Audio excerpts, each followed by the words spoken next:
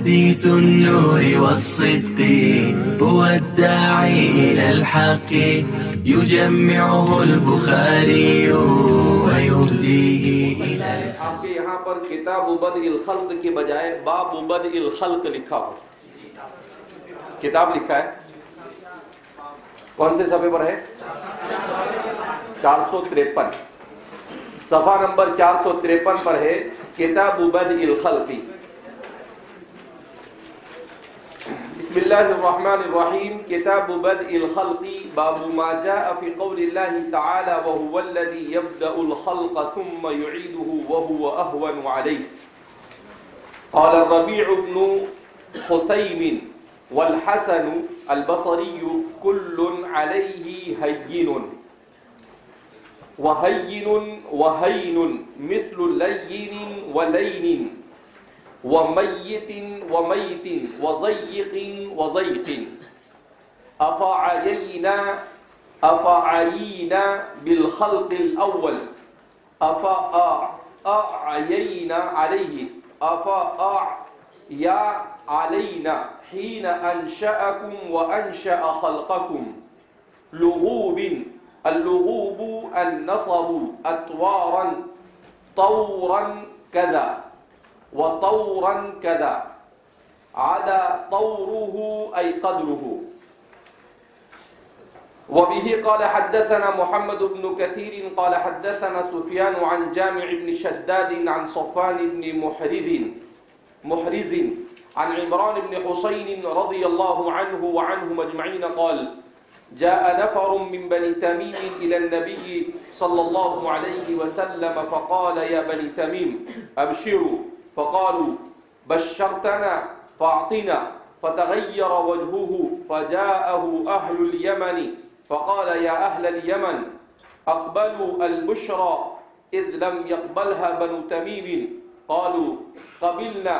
فأخذ النبي صلى الله عليه وسلم يحدث بدء الخلق والعرش فجاء رجل فقال يا عمران راحلتك تفلتت لیتنی لم اقم.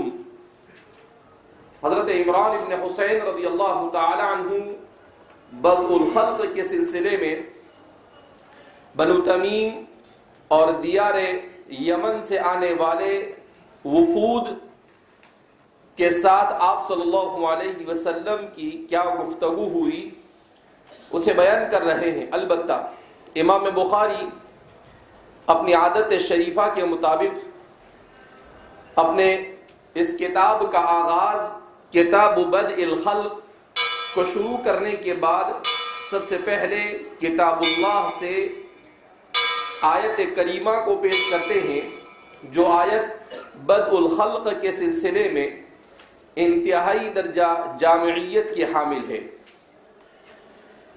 بدء الخلق بدأ یبدأ بدءا وبدوءا اس کے معنی آتے ہیں ظاہر ہونا.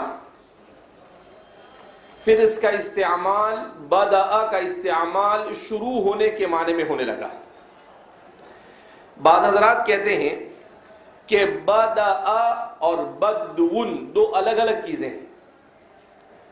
بدون کے معنی تو ظاہر ہونا ہے جس سے قدوری وغیرہ میں ہدایہ وغیرہ میں آپ نے پڑھا ہوگا بدو سلاح. اور ایک ہے بدون تو بدء اس کے معنی ہے شروع ہونا. تو بعض ائمہ لغت نے دونوں میں فرق کیا ہے اور بعض اس میں تعلیل کرتے ہیں اور دونوں کو ایک شمار کرتے ہیں. صحیح یہ ہے کہ دونوں میں ایک دوسرے کے ساتھ مناسبت پائی جاتی ہے.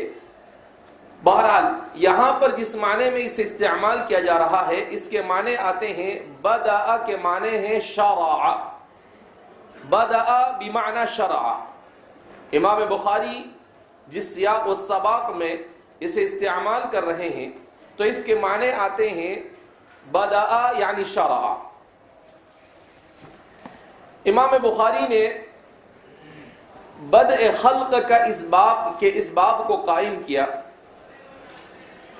اور اس میں ایسی روایات اور ایسی آیات کو جمع کیا جو کائنات کی تخلیق کے سلسلے میں قرآن کریم میں وارد ہے اور احادیث مبارکہ میں جس کی تفصیلات کو ذکر کیا گیا. دراصل انسان کے ذہن میں گردش کرنے والے انتہائی عظیم سوالوں میں سے ایک سوال یہ ہے کہ انسان ہمیشہ اس بات کی جستجو میں رہتا ہے کہ یہ دنیا کیا ہے اور اسے کس نے بنایا، وہ خود کیا ہے اور کس نے بنایا اور کیوں بنایا، دنیا کا انجام کیا ہوگا اور انسان کا انجام کیا، دنیا کی تخلیق کیوں ہوئی اور انسان کی تخلیق کیوں ہوئی. تو یہ وہ سوالات ہیں جن سوالات کی جستجو ہمیشہ سے انسان کو رہی.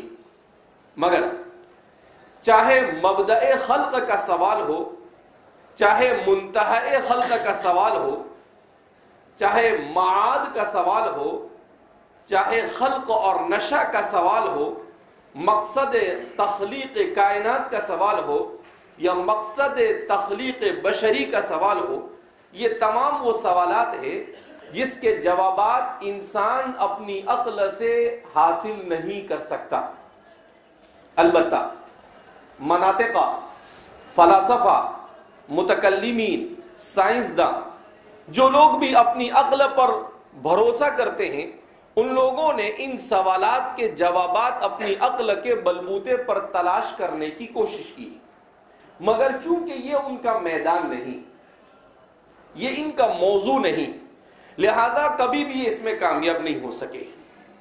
اور یہ سوائے اٹکل پچو اور سوائے اندازوں کے اور کچھ نہیں کر سکے، اور سوائے اندازوں کے اور کچھ کرنا یہ ان کی دسترس سے باہر ہے.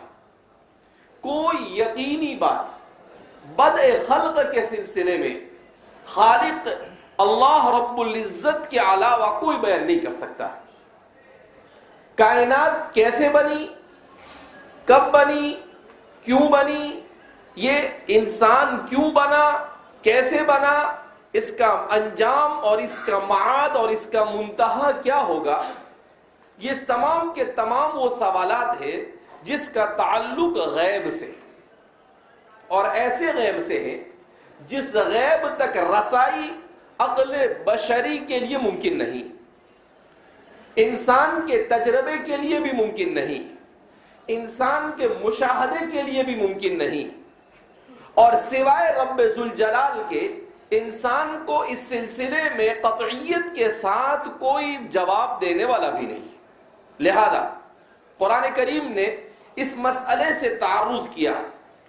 قرآن کریم میں متعدد مقامات پر اس مسئلے کو بڑی تفصیل کے ساتھ بیان کیا. احادیث مبارکہ میں نبی کریم صلی اللہ علیہ وسلم نے اس تفصیل کی بھی تفصیل بیان کی. مگر عام طور پر ہمارے یہاں یہ ہوتا ہے کہ ہماری کتابوں میں اور ہمارے دروس میں اور ہماری تقریروں اور ہماری تحریروں میں ہم علماء نے اس مسئلے سے بحث کرنا چھوڑ دیا. جب ہم نے اسے بحث کرنا چھوڑ دیا تو فلاسفہ، مناطقہ اور سائنسدانوں نے اسے اپنا موضوع بحث بنایا، جبکہ وہ ان کا موضوع بحث نہیں ہے. کیوں ان کا موضوع بحث نہیں ہے؟ اس لیے کہ عقل ان مسائل کی جستجو کی کوشش کرتی ہے جن مسائل کا مشاہدہ اسے ہوا ہو. جب کسی چیز کو دیکھتی ہے تو دیکھنے کے بعد وہ اس کے بارے میں سوچتی ہے اور اس کے مبدا تک پہنچنے کی کوشش کرتی ہے. اور مبدا تک کب پہنچ سکتی ہے؟ جبکہ کسی چیز کا مبدا یعنی اس کا آغاز اس کی اپنی نظروں کے سامنے ہوا ہو، چاہے اس نے خود دیکھا ہو یا اس کے آباء و اجداد میں سے کسی نے دیکھا ہو. اگر یہ نہیں ہے تو پھر یہ مسئلہ انسان کی عقل سے باہر ہو گیا. کائنات کو پیدا کرنا انسان کو پیدا کرنا یہ وہ مسائل ہے جس کا مشاہدہ انسان نہ ماضی میں کبھی کر سکا اور نہ اس کے لیے اس کا مشاہدہ کرنا ممکن تھا. کیوں؟ اس لیے کہ انسان یہ محتاج محض ہے. انسان اپنی زندگی گزارنے میں زمین کا محتاج، انسان سانس لینے میں آکسیجن کا محتاج، انسان زندہ رہنے کے لیے غذا اور پانی کا محتاج. جب انسان ان تمام چیزوں کا محتاج ہے تو ایک بات مسلم ہو گئی کہ انسان کے بنانے کے بعد یہ چیزیں وجود میں نہیں آئی، بلکہ انسان کے بننے سے پہلے یہ چیزیں وجود میں آئی. کیوں؟ کہ جب اس کے لیے زندگی گزارنے کی کوئی چیز ہے ہی نہیں تو وہ کیسے وجود میں آئے گا؟ ارے بھائی وہ وجود میں کب آئے گا؟ جب اس کے لیے زمین ہوگی، اس کے لیے آسمان ہوگا، اس کے لیے پانی ہوگا، اس کے لیے غذا ہوگی، اس کے لیے آکسیجن ہوگا، اس کے لیے فضا ہوگی، اس کے لیے سورج ہوگا، اس کے لیے چاند ہوگا. یہ سب ہوگا تو وہ زندہ رہ سکتا ہے. اس کا مطلب کیا ہوا کہ انسان کے بننے سے پہلے یہ سب کچھ بنا. ایک عقلی طور پر کتاب و سنت تو بیان کرے وہ بات الگ ہے، لیکن ایک عقلی طور پر بھی انسان اگر سوچے تو سیدھا سا اس کی عقل اسے جواب دے گی. اگر عقل سلیم ہے تو کیا جواب دے گی کہ بھیا جب یہ سب بنا آپ نہیں تھے نا. اگر آپ ہوتے تو کیسے ممکن تھا آپ کا زندہ رہنا؟ اس کا مطلب یہ سب پہلے بنا. اب جب یہ سب پہلے بنا، اس سے پہلے بنا، تو اس کا کوئی فرد اس وقت مشاہدہ نہیں کر رہا تھا جب یہ بن رہا تھا. یعنی فرد انسانی میں سے کوئی جب اللہ اسے بنا رہا تھا، یا جیسے ملحدین کہتے ہیں کہ جب یہ خود بخود بن رہا تھا بزعمہم، اس وقت کوئی بھی اسے دیکھنے والا تھا نہیں. اب جب نہیں تھا تو وہ کسی بھی حتمی نتیجے کو نہیں پہنچ سکتا. وہ کسی بھی حتمی نتیجے کو نہیں، جب نہیں پہنچ سکتا تو خواہ مخواہ اپنا وقت، خواہ مخواہ اپنا قوت فکریہ، خواہ مخواہ اپنی انرجی، یہ ساری چیزیں کیوں اس میں صرف کرے جب وہ اس کا موضوع بحث ہی نہیں بن سکتا ہے. تو یہ بات مسلم ہو گئی کہ انسان کے بنانے سے پہلے یہ سب کچھ بنا ہے، لہذا انسان اس سلسلے میں اپنا کوئی بھی اسٹیٹمنٹ نہیں دے سکتا، اپنا کوئی بھی نظریہ، اپنا کوئی بھی عقلی تصور اس سلسلے میں پیش نہیں کر سکتا. اور اگر وہ پیش کرتا ہے تو خود اصول عقلیہ کے خلاف. کس کے خلاف ہے؟ اصول عقلیہ کے خلاف، کہ اس کی عقل ہی اس بات کو ماننے کے لیے تیار نہیں ہے. لہذا یہاں پر یہ مسئلہ ختم ہو گیا. تو اب جب یہ ختم ہو گیا تو سیدھی سی بات یہ آ گئی کہ اب ہمیں جاننا تو ہے. انسان کو اللہ نے عقل دی ہے، علم دیا ہے، حواس سے خمسہ عطا کیے ہیں، تو اس کا تقاضا یہ ہے کہ وہ اس سلسلے میں کچھ نہ کچھ جانے. تو اب کون بتائے گا اسے؟ خالق اور مالک کے علاوہ کوئی نہیں بتا سکتا. خالق اور مالک ہر ایک کو تو بتا نہیں سکتا ہے. لہذا اس نے انبیاء کرام علیہم السلام کو مبعوث کیا، اور حضرات انبیاء کرام علیہم السلام پر وحی کا نزول ہوا، اور اس وحی میں ان تفصیلات کو بیان کیا گیا. اس وحی میں ان تفصیلات کو کیا کیا گیا؟ بیان کیا گیا. اور جب ان تفصیلات کو وحی میں بیان کیا گیا تو ظاہر سی بات ہے ہمارے محدثین نے اسے تعرض کیا کہ بھیا یہ دنیا کیسے بننا شروع ہوئی، ذرا اسے بھی جان لے، تاکہ جب کتاب و سنت کی روشنی میں یہ امر تجھ پر واضح ہو جائے تو ادھر ادھر تو ماتھا نہ مارے، خواہ مخواہ الجھن کا شکار نہ ہو. تو آجا، امام بخاری کہتے ہیں میں تجھے بتاتا ہوں کہ دنیا کیسے بنی. تو اس لیے امام بخاری نے شروع کیا کتاب بدء الخلق. کائنات کے آغاز کے سلسلے میں احادیث مبارکہ میں وارد احادیث کا مجموعہ. تو خلق یخلق خلقا وخلقا وخلقتا.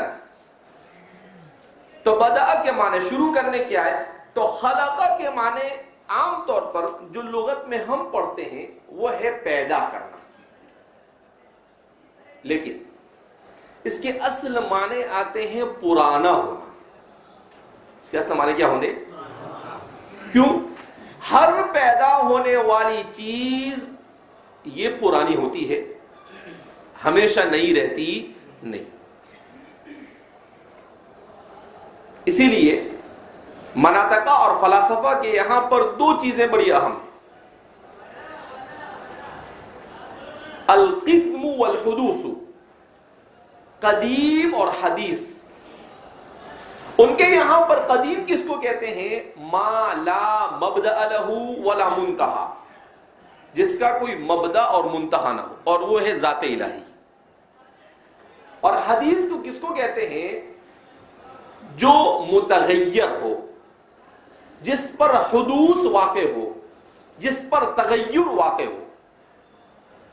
تو اسی لیے کہتے ہیں کہ کل حادث متغیر وکل متغیر فانی، یا حادث، کہ ہر حادث یہ متغیر ہے اور ہر متغیر کو فنا ہے. صغرا کبرا مل کر نتیجہ نکالتے ہیں. تو فرماتے ہیں کہ اب دنیا میں ہر چیز ایسی ہے جو حدوث کا شکار ہے. جو کس کا شکار ہے؟ حدوث کا شکار ہے. اور جب وہ حدوث سے متصف ہے تو ظاہر سی بات ہے کہ اسے ایک نہ ایک دن کیا ہونا ہے؟ ختم ہونا ہے. تو قرآن کریم اور احادیث مبارکہ میں پیدا ہونے کے لیے مختلف الفاظ کو استعمال کیا گیا. عام طور پر خلق کا لفظ استعمال کیا، کبھی نشأ کا لفظ استعمال کیا، کبھی فطر کا لفظ استعمال کیا، کبھی بدع کا لفظ استعمال کیا، بدیع السماوات والارض کہہ کر. تو یہ متعدد الفاظ کو قرآن کریم نے استعمال کیا. قرآن کریم نے ہر لفظ کو اس کی حقیقت کے مطابق موضوع جگہ پر استعمال کیا.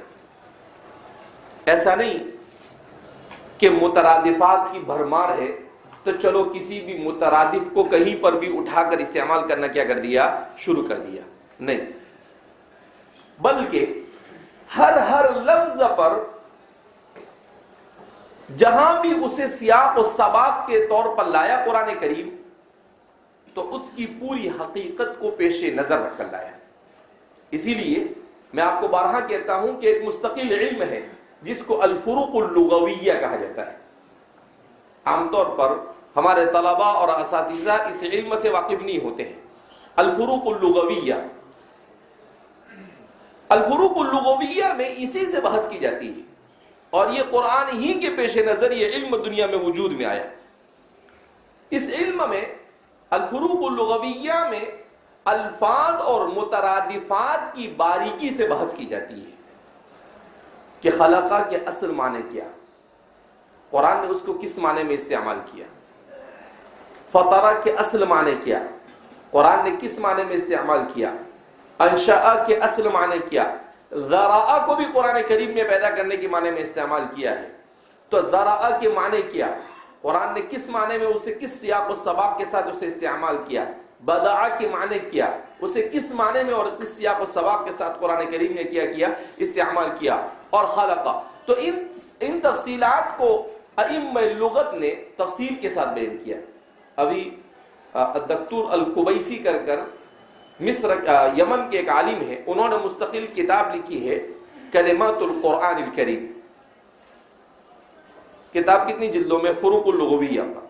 کتنی جلدوں میں؟ زیادہ نہیں، صرف 12 جلدوں میں. قرآن کے فروق کے اوپر، شاید قرآن کے فروق پر لکھی جانے والی سب سے جامع کتاب ہے. تو اس کتاب میں انہوں نے قرآن کے ان فروق کو بڑی تفصیل کے ساتھ کیا ہے، بیان کیا ہے. بہرحال اردو زبان میں بھی ایک کتاب ہے عبد الرحمن کیلانی صاحب کی، جس کا نام ہے مترادفات القرآن، تقریباً 1100 صفحے کی کتاب ہے، جو اپنے موضوع پر ایک اچھی کاوش ہے۔ اردو زبان میں بہت اچھا کام کیا انہوں نے، اگرچہ اس کے لکھنے والے غیر مقلد ہے، البتہ غیر مقلد غالی قسم کے نہیں ہے، معتدل قسم کے غیر مقلد ہے، اور ان کی اس کتاب سے استفادہ کیا جا سکتا ہے، بلکہ ترجمہ پڑھنے والے طلباء کو جن کو علمی شوق اور ذوق ہو، ضرور اس کتاب کو اپنے زیر مطالعہ رکھنی چاہیے۔ مترادفات القرآن، ایک ہے مفردات القرآن، امام راغب اصفہانی کی، وہ عربی زبان میں ہے، اس کا بھی ترجمہ ہوا ہے، اور یہ ہے مترادفات القرآن۔ تو یہ مترادفات القرآن عبد الرحمن کیلانی کی ہے، پاکستان کے مشہور عالم گزرے ہیں، ابھی کچھ عرصہ پہلے ان کا انتقال ہوا، بہت ساری انہوں نے کتاب لکھی ہے، لیکن ان کی کتابوں میں یہ ایک بہترین کتاب ہے۔ تو انہوں نے بھی اس طرح کے الفاظ قرآن کریم کے فروق لغویہ سے بحث کی۔ بہرحال تو خلقہ کے اصل معنی پرانا ہونا، اب اس کا استعمال ہونے لگا پیدا کرنے کی، اسی لیے کہتے ہیں کہ خلقہ کا استعمال اگرچہ پیدا کرنے کے لیے ہوتا ہے، مگر پیدا کرنے کا مطلب مطلق نہیں۔ کسی چیز کا مادہ موجود ہو، وجود مادہ کے ہوتے ہوئے کسی چیز کو اس کی اصل شکل دینا، یہ ہے خلقہ۔ یہ کیا ہے؟ خلقہ۔ جیسے بدع کے معنی بغیر نمونے کے بنانا، کہ انسان جب گھر بناتا ہے، بلڈنگ بناتا ہے، کسی بھی چیز کو بناتا ہے تو پہلے اس کا ڈیزائن بناتا ہے، پلان بناتا ہے، چاہے ذہن میں بنائے چاہے کاغذ پر بنائے، جس کے لیے ہمارے زمانے کے اندر مستقل ایک فن ہے انجینئروں کے یہاں پر، جس کو آرکیٹیکٹ کہا جاتا ہے۔ تو یہ آرکیٹیکٹ کیا کرتا ہے؟ یہ ایک خاکہ بنا کے دیتا ہے کہ آپ کا گھر اس طرح سے بنے گا۔ تو کہ بغیر پلان کے ضرورت، اللہ کو اس کی ضرورت نہیں۔ اللہ رب العزت نے بدیع السماوات والارض، ایسا نہیں کہ دنیا کو بنانے سے پہلے اللہ نے کسی آرکیٹیکٹ کو ہائر کیا اور اسے کہا کہ ذرا دیکھو تو زمین کیسی ہونی چاہیے، آسمان کیسا ہونا چاہیے، حضرت انسان کیسا ہونا چاہیے، حضرت بھینس کیسی ہونی چاہیے۔ تو اللہ رب العزت کو یہ سب کی ضرورت نہیں، کیونکہ اگر یہ سب مانا جاوے تو ظاہر سی بات ہے اللہ رب العزت کا محتاج ہونا لازم ہے، جبکہ اللہ کی ذات مستغنی ہے، اللہ غنی حمید، وہ بے نیاز اور ستودہ صفات ہے۔ تو بدع کے معنی یہ، تو اس طرح سے فطر کے معنی آتے ہیں کسی چیز کا مادہ بنانا اور مادے کے بعد اس کو بنانا۔ تو ایسے ہی ہر لفظ اپنے اندر کوئی نہ کوئی معنویت رکھتا ہے، جس کو قرآن کریم نے اسی کی سیاق و سباق کے ساتھ بیان کیا ہے۔ بہرحال خلقہ کا جو لفظ ہے یہ پیدا کرنے کے معنی میں ایک عام لفظ ہے، اگرچہ وہ بہت ساری باریکیوں کے ساتھ کتاب اللہ میں استعمال کیا گیا ہے، مگر عربی زبان میں پیدا کرنے کے لیے سب سے زیادہ جس لفظ کا استعمال کیا جاتا ہے اس کی ان باریکیوں کو پیش نظر کبھی رکھا جاتا ہے اور کبھی نہیں رکھا جاتا ہے۔ تو پیدا کرنے کے لیے عام طور پر کس کو استعمال کرتے ہیں؟ خلقہ کو استعمال کرتے ہیں۔ ہمارے اردو زبان میں بھی، اردو زبان کے جو ادبا ہے یہ بھی اس لفظ کو استعمال کرتے ہیں کہ فلاں کی تخلیق ہے، کوئی اچھی کتاب لکھی، کوئی اچھا مضمون لکھا تو کہا فلاں کی تخلیق ہے۔ لیکن اس سلسلے میں ہمارے مسلمان ادبا کا کہنا یہ ہے کہ تخلیق کا لفظ استعمال کرنا درست نہیں ہے، اس لیے کہ یہ تقریباً اللہ کے ساتھ خاص ہے۔ لیکن بعض حضرات نے کہا کہ تخلیق یہاں پر کتابت کے معنی میں مجازن مانا جاوے تو اس کے استعمال کرنے میں کوئی حرج نہیں، چونکہ اتنا عام ہو گیا ہے کہ اس سے لوگوں کو روکنا ابتلاء عام اس میں ہے، تو اس وجہ سے لوگوں کو روکنا ممکن نہیں، تو اس لیے کہا کہ اس کا استعمال کر سکتے ہیں۔ بعض نے کہا کہ لوگ تو کچھ بھی مبتلا ہو جائے، لیکن بہرحال چونکہ وہ اللہ رب العزت کے ساتھ شرک اس میں لازم آتا ہے، لہذا اس بنا پر اس کو استعمال کرنا چاہیے نہیں۔